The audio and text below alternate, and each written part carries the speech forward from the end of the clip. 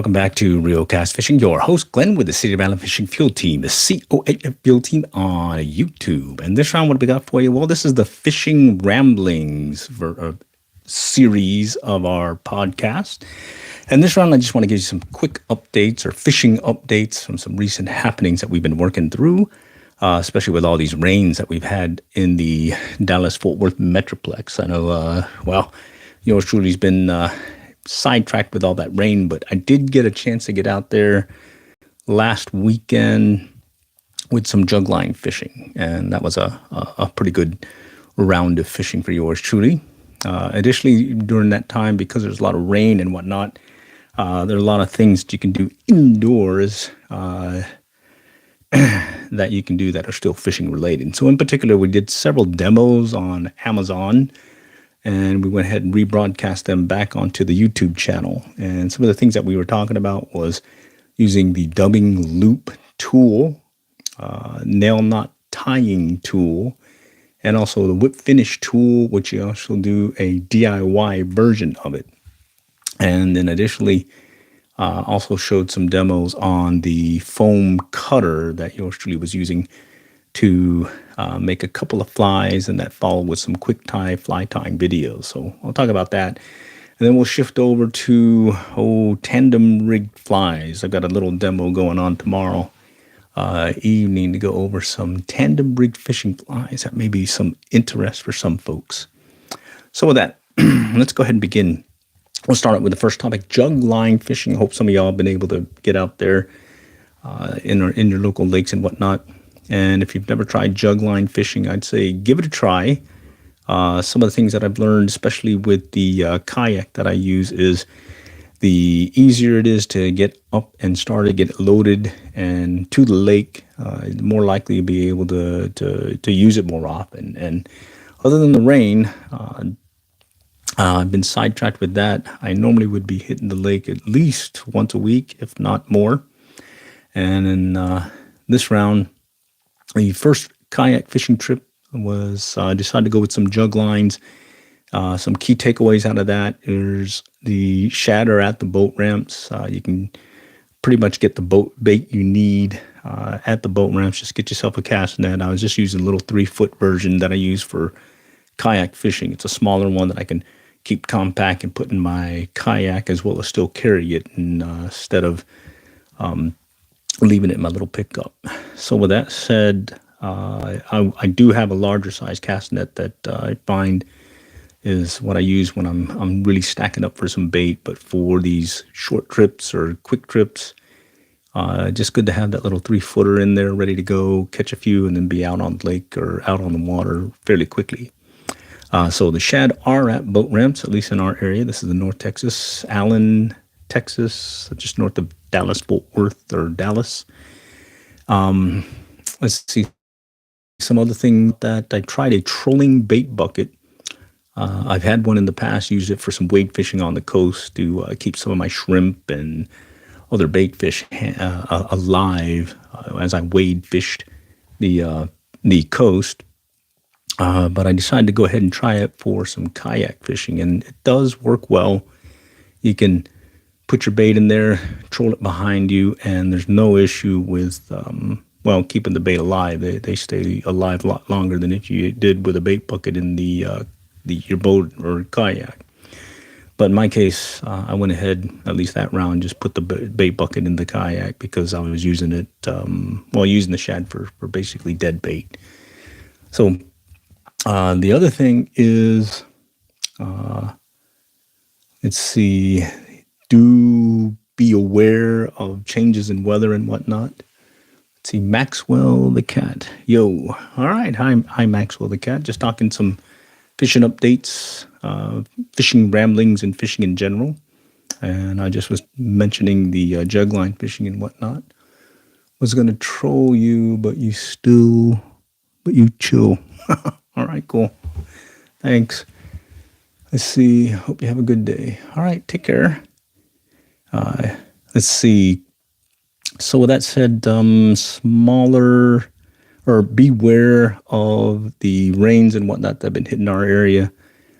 Sometimes, at least today, there was no forecasted rain and whatnot, or at least thunderstorms. And sure enough, we got hit by a bunch. So be careful on the water. Make sure you have your good gear and whatnot. All right. All right. Like a really good day. All right. Take care. Going to try out the jug line on Broken Bow Lake. All right. Yeah. Okay, Bob. Hi, Bob. Sure.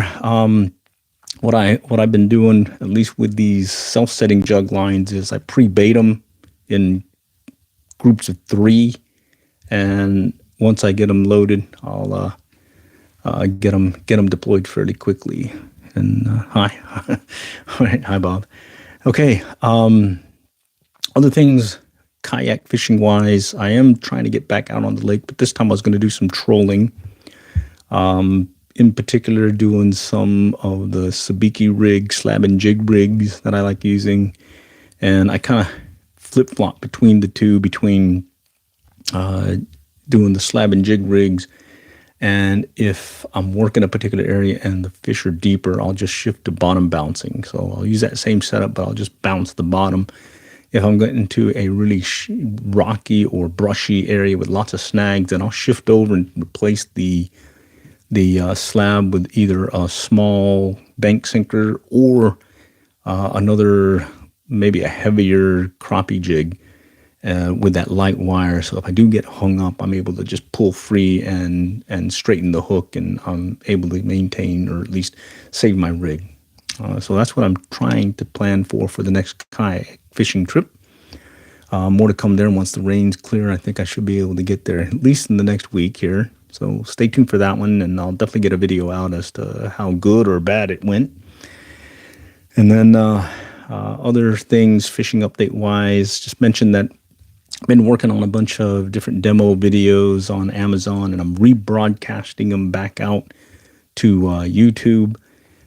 Several ones that I posted recently was using a dubbing loop tool to make the dubbing tool fly. This is one that works really well on bluegill, especially when they're on beds and they just don't want to strike on the surface, and they just want something that's going through their beds and whatnot. Did really well with that, the dubbing tool fly and that dubbing loop. The other thing was I did one on a nail knot tying tool, and the main takeaway there with that nail knot tying tool is just some rehashing of how I use that tool. A lot of times I mainly use it for making that initial loop-to-loop connection when there is a fly line that I'm using that has no loop. To get that loop-to-loop connection from your fly line to your leader. What I like doing, instead of tying a nail knot every time I put on new leader and snipping part of my fly line, instead I'll just take a 30-pound Stren mono and use that nail knot tying tool to secure that mono to the end of the fly line, and then I'll use a perfection loop. And then at that point, the only thing I'm doing is putting on a new leader, and I'm keeping that mono section that's been nail knot tied to the fly line, and I find that works really well. Additionally, I'll shift it up and use a high vis fluorescent orange or yellow or chartreuse Dacron backing as that in place of the mono. And what happens there is you can apply some silicone dry fly floating to the Dacron piece, and at that point you can use that as a sight indicator, so more like a strike indicator. It floats on the water still, and you can still see it from a good ways out. And when those fish are kind of spooky, having that strike indicator or line sight indicator works out well. And with that nail knot tying tool, it's been a much easier to put put that rig together. The other demo that I posted was a whip finish tool, how to use it, also how to do a whip finish with your fingers alone. That works out well. But then I also showed how you do a DIY version of it. So you can make one that's bigger, has a wider gap. And what happens there is if you're tying foam spiders, grasshoppers, whatnot, or you secure the final tie about mid-body or just forward of mid-body, and you have all those wings as well as legs and whatnot, that'll be clobbering your ability to complete that whip finish. making your own do-it-yourself whip finish tool with that wider gap makes it much easier. So do take a look at that one. That's done really well both on YouTube and Amazon.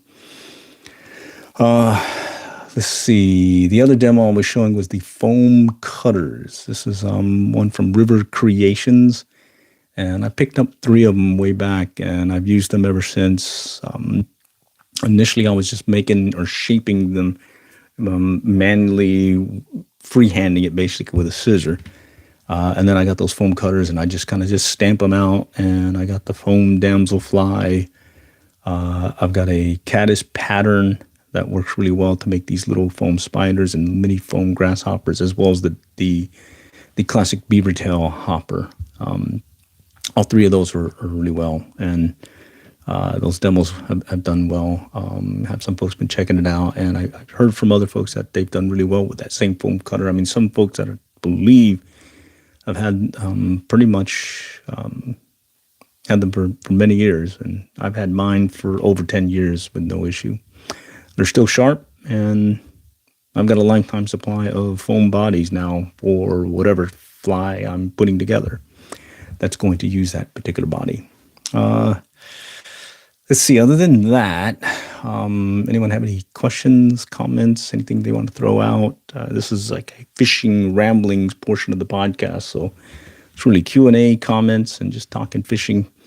I know it's been tough up here with with all the rains and whatnot, but I've been paying attention to different folks fishing, and looks like the bite's still out there. I did one Q&A, like impromptu one that looked at Denison Dam, tail race at Texoma, just talking to some tips there, or some suggestions there. So I put that out there, I think several weeks ago or so.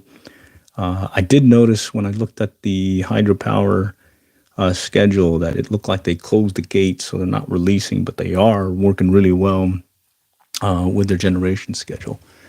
Bottom bouncing for sand bass. Can you explain how this works? Sure. I've got several videos on it, but I'll try to explain it. What you do is you'll take your fishing pole. I typically use a 7-foot ugly stick, as well as those Zebco floating ones. They float. The handle still floats in the water and whatnot, even when you drop it overboard. And what I do is I'll use a standard slab and jig rig.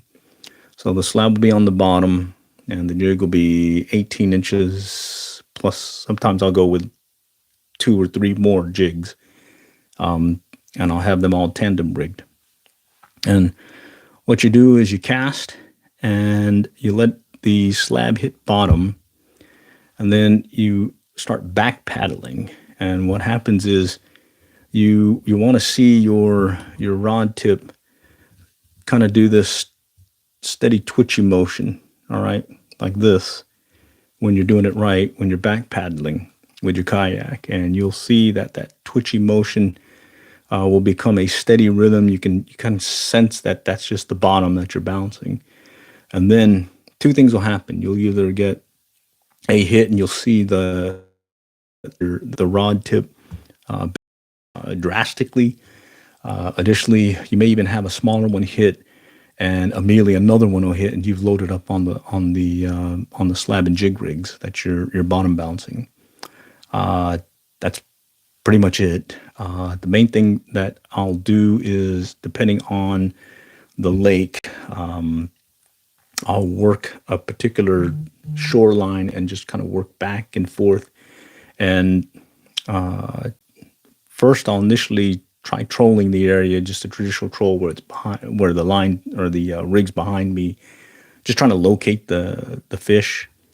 If I do have my depth finder or fish finder and I find some brushy area, then I'll actually work my way back paddling, bottom bouncing the slab and jig rig on the bottom. And again, just watch for that strike as it's just bouncing the surface. And just to give you a backstory on how I learned how to do that, that was by accident. I was fishing Clear Lake Park over there at Lake Lavon, and I'd been just trolling a good 2-3 hours with maybe 1 or 2 hits, and it was brutal. Got a good workout, but yeah. It was not the numbers that I was normally used to. And then I decided to go and fish the bank, and I put my kayak on the shore, and I forgot that I had my one of my rods with two crappie jigs, tandem rig, and I forgot that I had them there. And what happened is because the current, the way it was blowing and everything was going, that set of jigs were still on the bottom and just kind of bouncing bottom and dragging, even though I was still the kayak was on the shore. And I went back and I checked it, and lo and behold, I caught a fish. And then I did that again, just threw it out and just let it sit, and just went back to fishing on shore again. And I kept seeing that.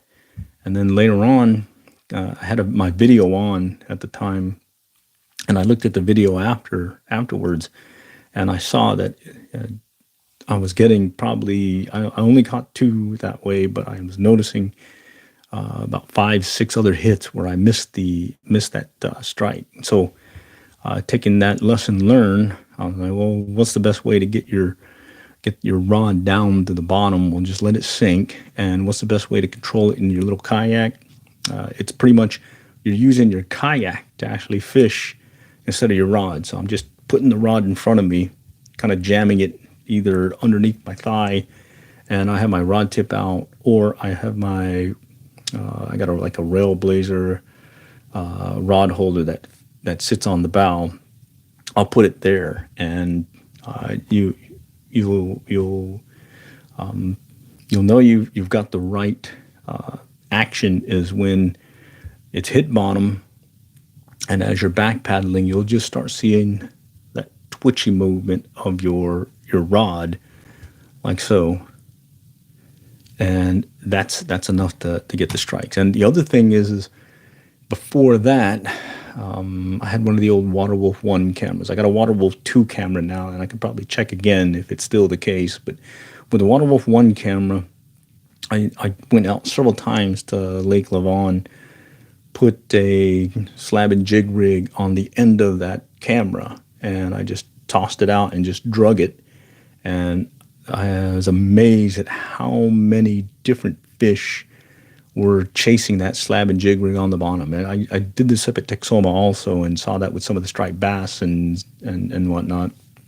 Was one, I always thought I was either snagging bottom or hitting rocks and whatnot. And next thing I know, I'm losing a rig.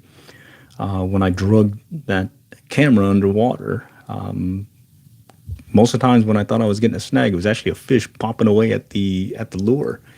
And in particular at Texoma, it's more of a rocky, bouldery bottom in most areas. And then over here at Lavon, when you work the points and whatnot, same thing. It's got that rocky little, bottom. And you,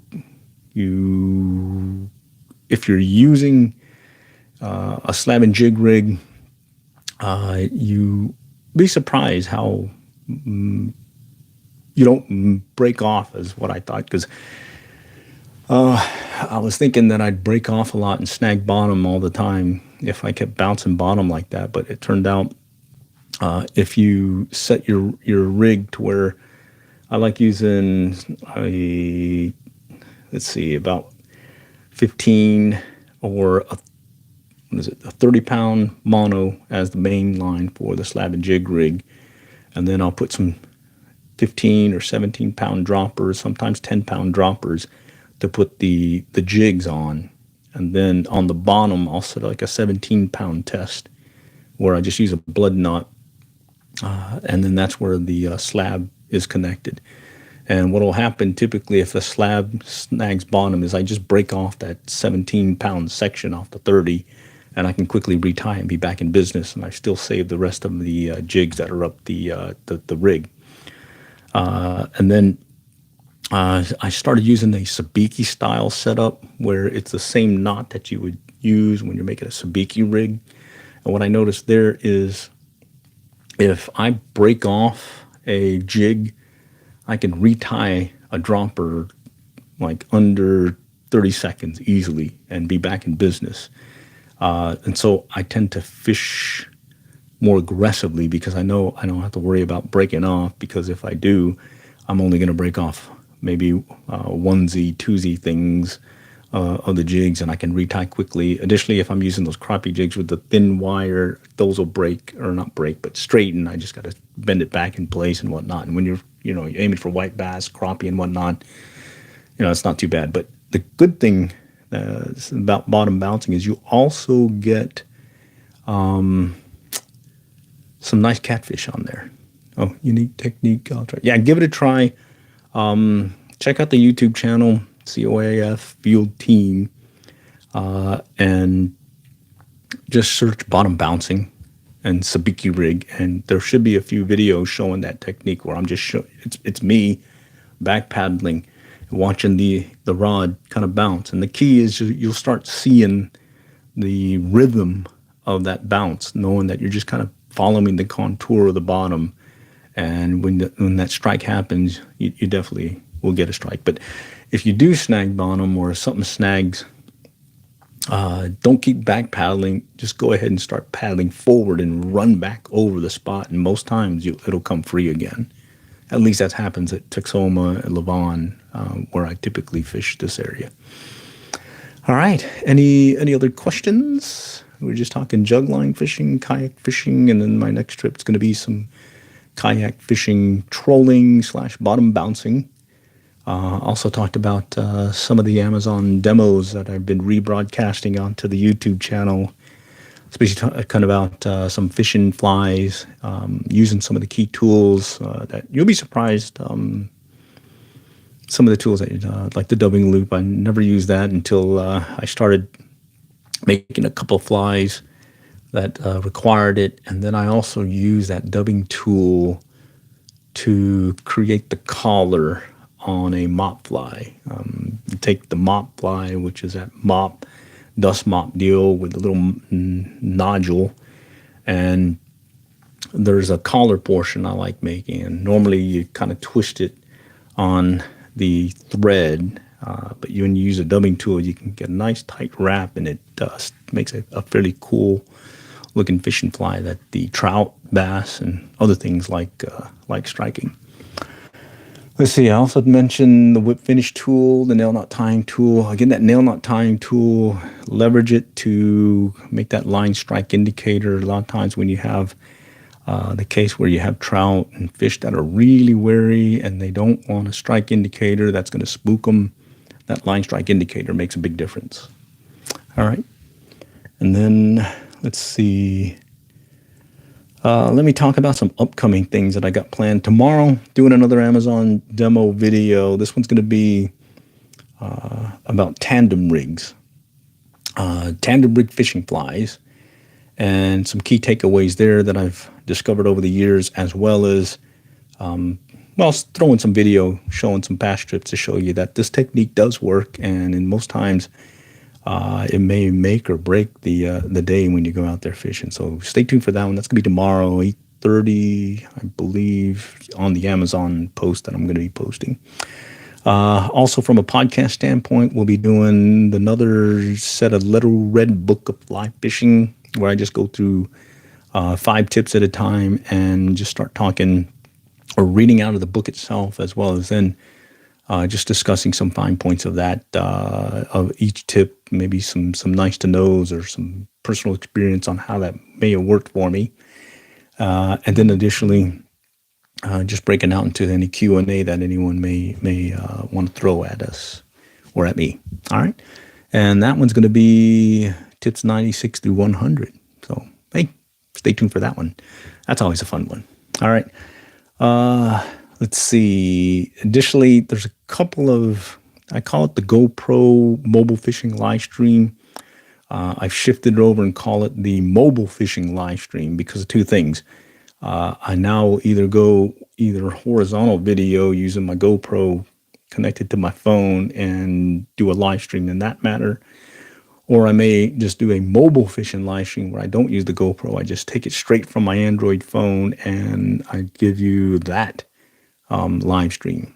And those can be good, And those can be also painful in that you see all the mistakes, you see all the misses, you see the non-fish that happens. I mean, a lot of times I'll be striking out and whatnot, and pretty cool when you put those together. So I've got a couple that I plan on doing with the near deer as well as the tandem rig, just to show you that the near deer works, or just to show you that the tandem rig works in real time. And then on top of that, if you're not able to see or make the live stream, it'll be available for you to rebroadcast, as well as I make a edited version that kind of cuts down everything, and either do a YouTube Shorts or a edited version that just gives you the action and whatnot. How smart do you think fish have evolved over the last decade? I don't know. I just like catching them. I do know that sometimes it's very painful, and that you'll fish a particular fish or area, and it's like whatever you throw at them, they're not going to strike. And in other cases, it's like, well, maybe they forgot, but they strike everything. So I don't know. Good question, though. I wonder how smart they've gotten, because, like my little Maltese, there's some stuff that he'll remember and he won't do again, or there's other things where he'll figure out that, hey, you can get away with a few things. So I don't know. There's got to be some evolution there that's come through and made them smarter over the years. All right, let's see. Oh, and then I do plan on doing my next kayak fishing trip. I'm going to be focusing on trolling, doing sabiki rig, be it trolling or bottom bouncing, as I mentioned earlier. And what I'll typically do there is I'll post that video, either a long form format or a short form YouTube Shorts, depending on how good or bad the fishing was. So do stay tuned for that one. That'll be coming up here, hopefully in the next week or so. Okay. All right. I'm hoping that's been helpful for folks. Anyone have any other questions? Let's see. Yeah, exactly. I've been spec fishing a long time now. Couldn't catch one to save my life. I'm looking forward to the kayak trips. Oh, yeah. Spec fishing's pretty fun. You're talking on the coast, speckled trout. I do have a affinity to saltwater fishing, especially on the Texas coast, since I grew up in that area down south. Up here in North Texas currently, so do miss the water. Spec fishing, especially under the lights, really fun time with that. And additionally, be it live shrimp or using some croaker or other small fish for bait, it's been a blast sometimes. Oh yeah, so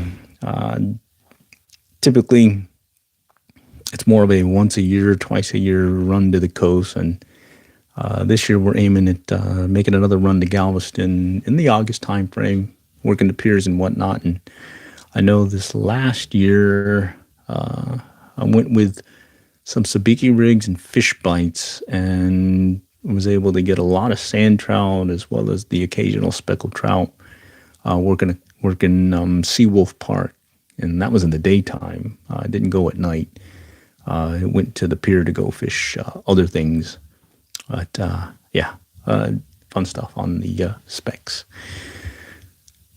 Which does bring other thing to mind. I remember, I think it was 2 seasons back, I took one of the Bait Finesse Systems ultralight bait casting gear that I have. It was a Shimano Scorpion BFS XG 17. It's got sealed bearings, so it's okay to take it on the coast and not really worry too much about the salt corrosion, but you still have to take care of it and whatnot. Well, I took it down there, and I was using the old H&H tandem rig, spec rigs, and just had a blast there fishing for speckled trout as well as sand trout under the lights over there at the Galveston Fishing Pier. All right, so good stuff. All right, if you have any other questions and whatnot, I'll definitely stand by. Any comments? How's the fishing out there for some of y'all when it comes to, well, the recent rains, at least for us up here? Anyone being able to knock out a few trips in between some of the thunderstorms and rain and whatnot? do let us know. All right. And think, yeah, I think that's everything. Okay. So I do want to put in another plug tomorrow, doing an Amazon demo. If you're not able to make it to that, I do rebroadcast it back onto the YouTube, just straight live or straight restream, no editing. So do stay tuned for that one. And we'll be talking tandem rigs in the case of fly fishing. All right. Okay. All for now. Next time, we'll catch y'all later. Good luck and good fishing.